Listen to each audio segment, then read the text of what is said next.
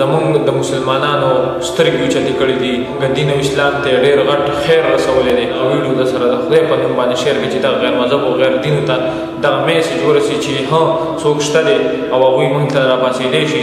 پښتانه اوس هم یو موټی دي، پښتانه لر و بر یو پښتانه دي، هغه که هلته دي که دلته دي، خو ټول چې کله د اسلام یو ځای کې خبر راشي پښتانه داسې ولاړ وي. زه درته دا خبره په چیلنج سره کوم چې چېرته هم تاسو دا کوشش ونه کوئ چې د اسلام بې حرمتي وکړئ. اوس په شوې اډه کې چې کومه واقعه شوې ده نو هغه هم دغه سره ریلیټډ ده چې په شوې اډه کې یو کس راپاڅېد د نبي اسلام په شان کې نعوذ بالله بې حرمتي کړې ده. ای پښتنو دا تاسو کوم خوا روان وئ؟ دا به تاسو نه څه سازېږي. موږ به چا ته ویو چې تاسو داسې مه کوئ، موږ به چا نه ګیله کوو، موږ به غیر مذهب ورپسې هغه دی ګرځو منډې وهو. نن په شوې اډه کې دا د یو مسلمان راپاڅېدلی دی او هغه د نبي اسلام په شان کې ګستاخي کړې. نه پوهېږو چې دغه خلک بیا چېرته لاړ شي، کوم خوا لاړ شي، کوم خوا لاړ نه شي، تاڼې تحصیلونه یې وخوري.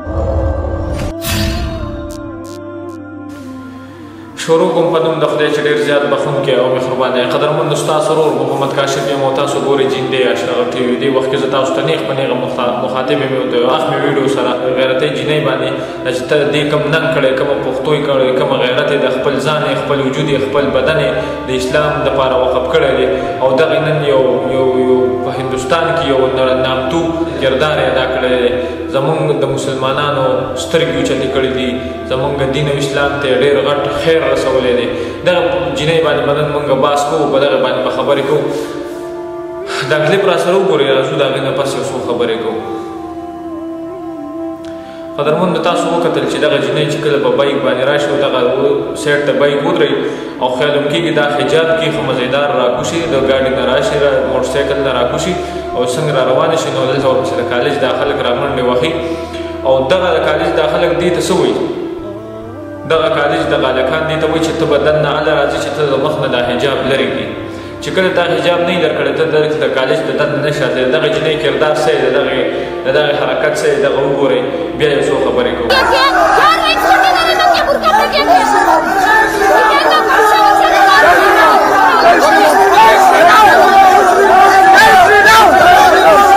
تاسو وکتل دغه کردار او دغه د هغې نه مخکې را روانه ده، دغه هلکانو هغه جینۍ چې کومه ده مخکې را روانه ده او هغې ورپسې چغې وکړې. داسې فخر او داسې یو نر شخصیت چې هغه راپاڅېدلی دی او په داسې ملک کې چې هلته چې کوم دی ټول غیر دینه، غیر مذهب او غیر اسلام مخلوق دی او ډېر بېکار او بې ایمانه مخلوق پروت دی. زه چې نن کې څوک ټارګېټ کول نه غواړم، په هغه جینۍ باندې زه فخر کوم، فخر چې دغه جینۍ راپاڅېدلې د خپل تن قرباني ورکړې، دا یو عظیم الشان مجاهده ده او ډېر زیات فخر پرې کوو، ډېر زیات سلامونه ورته کوو چې تا خو زمونږ د پښتنو سترګې اوچتې کړې، تا خو د دې مسلمانانو سترګې اوچتې کړې، ته یو نره ښځه یې، ډېره پښتنه ښځه یې، ډېره غیرتي ښځه یې. چونکې ستا عظمت ته موږ سلام کوو چې دغه شانتې زموږ د اسلام او زموږ د دین لپاره تاسو لګیا وئ او خدمت کوئ. پښتنو دا ویډیو ډېره اخمه ویډیو ده، ما غوښتل چې تاسو سره په یو څو خبرې وکړم، دغه ویډیو د سره د خدای په نوم باندې شیر کړئ چې دغه غیر مذهب او غیر دینو ته دغه میسج ورسي چې څوک شته دی او هغوی موږ ته راپاڅېدی شي. پښتانه اوس هم یو موټی دي، پښتانه لر و بر یو پښتانه دي، هغه که هلته دي که دلته دي، خو ټول چې کله د اسلام یو ځای کې خبر راشي پښتانه داسې ولاړ وي چې سر په نامه سر په لاس هغوی هر وخت د خپل سرونو ته د اسلام لپاره خپل سرونه قربان کړي دي. زه درته دا خبره په چیلنج سره کوم چې چېرته هم تاسو دا کوشش ونه کوئ چې د اسلام بې حرمتي وکئ، چېرته د نبي اسلام په شان کې ګستاهي وکئ. خدای مکه تاسو به لاس کې خلک واخلي. آینده داسې چېرته څوک قدم اوچت نه کړي. دغه پښتنو ته زه میسج ورکوم چې خدای ته وګورئ، رسول ته وګورئ.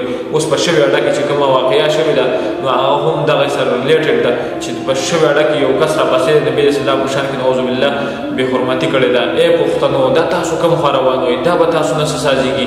موږ به چا ته ویو چې تاسو داسې مه کوئ، موږ به چا نه ګیله کوو، موږ به غیر مذهب ورپسې هغه دی ګرځو منډې وهو. نن په شوې اډه کې دا د یو مسلمان راپاڅېدلی دی او هغه د نبي اسلام په شان کې ګستاخي کړې ده. نه پوهېږو چې دغه خلک بیا چېرته لاړ شي، کوم خوا لاړ شي، کوم خوا لاړ نه شي، تاڼې تحصیلونه یې وخوري. موږ خو ونلیدل چې یو راپاڅېد او دلته پېزواني کو او یو کې پړی واچو. خدای ته وګورئ داسې چېرته هم داسې قدم مو اوچتوئ، ولې چې موږ په خپله باندې مسلمانان یو او خدای پاک دا کلمه را نصیب کړی چې لا اله الا الله محمد رسول الله.